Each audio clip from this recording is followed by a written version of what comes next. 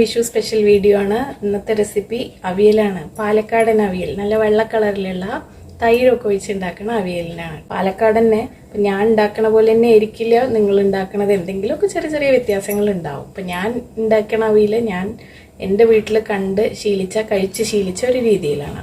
അപ്പോൾ നമുക്ക് റെസിപ്പിയിലേക്ക് പോവാം, വീഡിയോയിലേക്ക് പോവാം.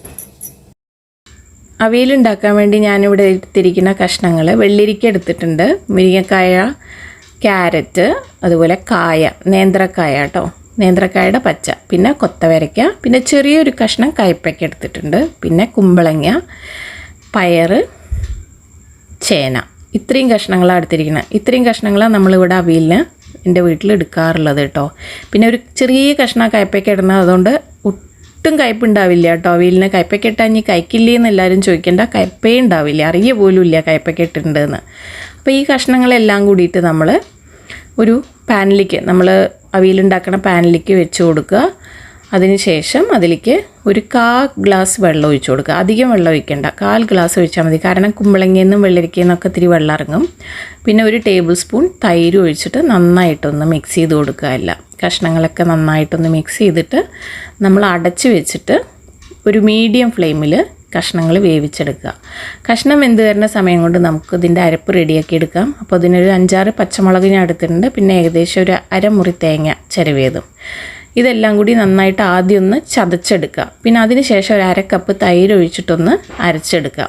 നല്ല ഫൈനായിട്ട് അരയേണ്ട ആവശ്യമില്ല, ഒരു തരിതരിപ്പോട് കൂടി അരച്ചെടുക്കുക. അപ്പോഴേക്കും നമ്മുടെ ഇവിടെ കഷ്ണങ്ങളൊക്കെ വെന്ത് വന്നിട്ടുണ്ട്. പാകത്തിനുള്ള ഉപ്പിട്ട് കൊടുക്കുക. അതിന് ശേഷം ഒന്ന് മിക്സ് ചെയ്ത് കൊടുക്കുക നന്നായിട്ട്. പിന്നെ നമ്മൾ അരച്ച് വെച്ച അരപ്പ് ഇതിലേക്ക് ചേർത്ത് കൊടുക്കുക കേട്ടോ. അരപ്പ് ചേർത്തിട്ട് നന്നായിട്ട് ഈ അരപ്പ് നല്ല കഷ്ണങ്ങളുടെ മുകളിൽ ഇങ്ങനെ പ്രസ് ചെയ്ത് ഇങ്ങനെ അമർത്തി കൊടുക്കുക.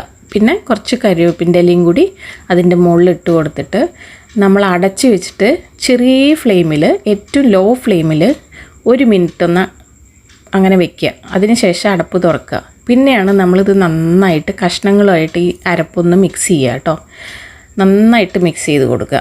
ഇത് മിക്സ് ചെയ്ത ശേഷം വേണം നമ്മൾ ഏകദേശം ഒരു 1/2 കപ്പ് തൈര് ഞാൻ അരയ്ക്കുമ്പോൾ ഒഴിച്ചിട്ടുണ്ട്. പിന്നെ ഒരു 3/4 കപ്പ് തൈര് ഞാൻ ഇപ്പോൾ ഒഴിച്ചു കൊടുക്കുന്നുണ്ട് കേട്ടോ. പിന്നെ നന്നായിട്ട് കഷ്ണങ്ങളും തൈരും ഒക്കെ ഒന്ന് മിക്സ് ചെയ്യുക. അതൊക്കെ ചെറിയ ഫ്ലെയിമിൽ വേണം കേട്ടോ ചെയ്യാൻ. നന്നായി മിക്സ് ചെയ്ത ശേഷം തൈരും കഷ്ണങ്ങളും നന്നായി മിക്സ് ചെയ്ത് കഴിഞ്ഞാൽ ഫ്ലെയിം ഓഫാക്കുക. പിന്നെ തിളയ്ക്കൊന്നും വേണ്ട. നല്ലോണം ഒരു ടേബിൾ സ്പൂൺ വെളിച്ചെണ്ണ ഒഴിച്ചു കൊടുക്കുക. നല്ലപോലെ കറിവേപ്പിൻ്റെ ഇല ഇട്ട് കൊടുക്കുക. പിന്നെ നന്നായിട്ടൊന്ന് മിക്സ് ചെയ്യുക എല്ലാം. പിന്നെ അടച്ച് വയ്ക്കുക. അപ്പോൾ നമ്മുടെ അവിയൽ ഇവിടെ റെഡിയായി. എന്നിട്ട് പിന്നെ നമ്മൾ തുറന്ന് ടേസ്റ്റൊക്കെ നോക്കുക, ഉപ്പൊക്കെ പാകമാണോ എന്ന് നോക്കുക. അത്രയേ ഉള്ളൂ. ഇപ്പോൾ പാലക്കാടൻ അവിയൽ എന്ന് പറയുമ്പോൾ നമ്മൾ മഞ്ഞൾപ്പൊടി, മുളക് പൊടിയൊന്നും ഇടാറില്ല. പിന്നെ ഞാൻ തേങ്ങ അരയ്ക്കുമ്പോൾ ജീരകം ഇടാറില്ല കേട്ടോ.